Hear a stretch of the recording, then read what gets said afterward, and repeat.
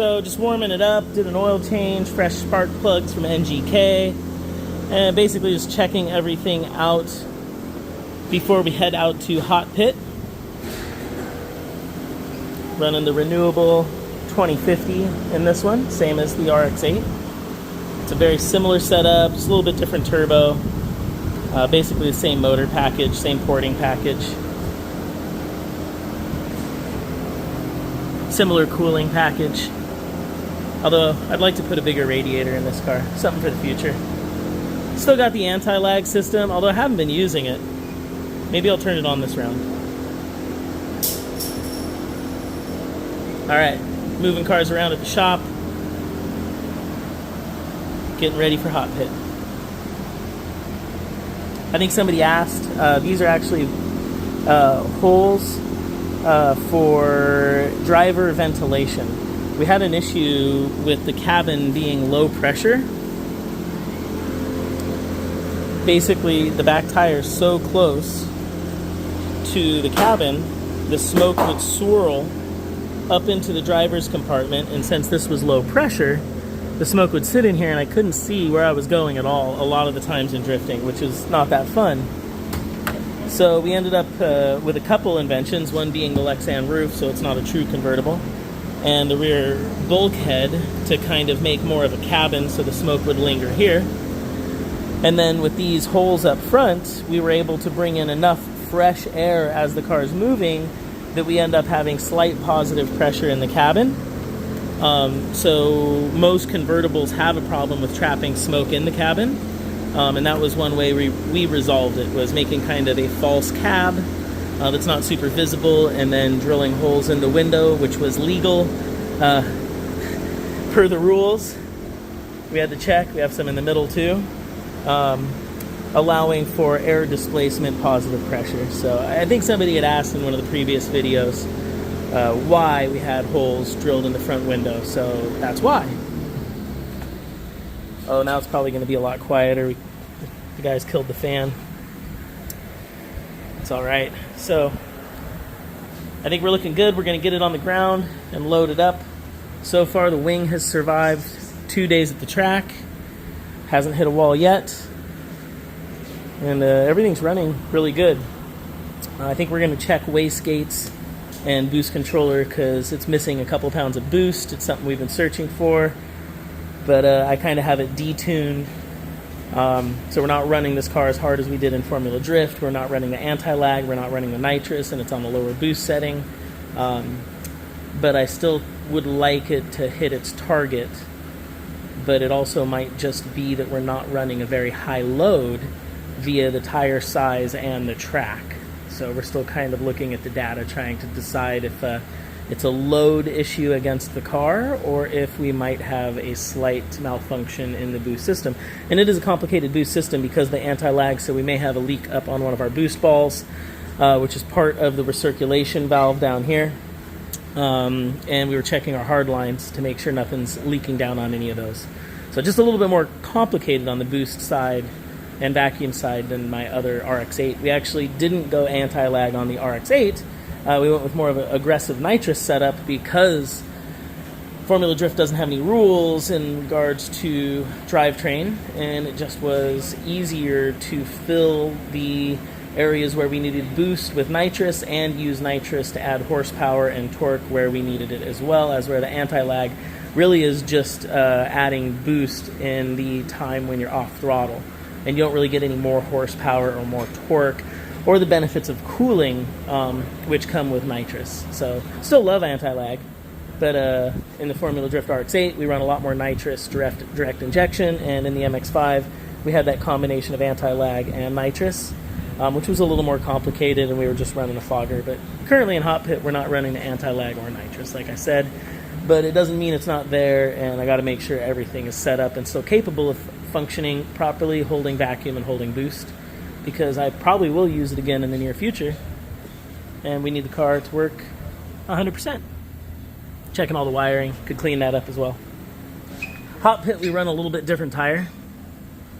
We're running a spec 2, I think it's 2 better look before I say it. I was going to say 265. I couldn't remember if it was a 265 or a 255.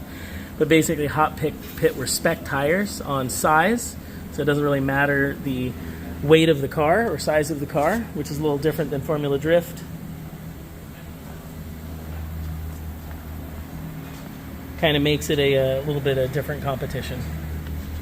So, all right, there's just some info about the MX5, the window, the boost and anti-lag system, and a little bit of information about the series we're running it in, which is Hot Pit, West Coast-based drift series. Same as the RX8, 3 wastegates. Or actually, the RX8 has 4 wastegates now, but this one's got 3 up here. We've got 2 primaries, a dump gate, and then the 4th being the recirculation. And the RX8's got 3 primaries and a dump gate. Just kind of the evolution of the 2 cars. All right, that's a wrap. That's a brap. I got to get back to packing. All right, KMR, we're hanging out at the shop. I happen to have the KMR FD3S outside. We're moving stuff around for Hot Pit, and I thought it was a great opportunity to talk about this car's future, some of the plans we have, and some of the work we're going to be doing on it. So obviously, it's been one of our cars for quite a while. It's the KMR show car, BN Sports FD BLS kit. Had to get that right. And then we did a twin turbo setup with a half bridge based off of the KMR template, running a Haltech Elite ECU, and a whole bunch of other really nice stuff. We went with a tubular style manifold, so it's got 6 injectors, 2200cc injectors, and it's set up as a flex fuel setup, so we can run ethanol gas combinations, and Radium designed the fuel system. And I think we've got triple pumps in the stock tank with a Radium surge cell setup. And then a side mount alternator bracket kind of based off the FD3S and FC3S bracketry. So some minor modifications. And then we hard plumbed all of the wastegates just to kind of keep everything clean, because all of the drivetrain is actually hard mounted as well. I've always wanted to do some time attack with this car. Although I built it as a show car, my original intent was to be able to either street drive it or time attack it, get it out onto some type of tight and windy road, because that's what FDs are all about, and it just hasn't happened. So I think one of the future plans is to actually take our billet 3-rotor and drop it into this. Although I love the twin turbo setup, we've developed it over the years. It's great, it's fun. 600 plus horsepower, no problem. I would like to have more rotors in the car, and although I'm working on some 4-rotor projects, this particular car, to change the setup, I may go with a billet 3-rotor. So that means this engine combination may come up for sale. If anybody's interested, send me a DM. Still haven't quite decided, but it's definitely a fun project, and we're getting ready to do some more things with it. So just hanging out at the shop. KMR. Got the show car out.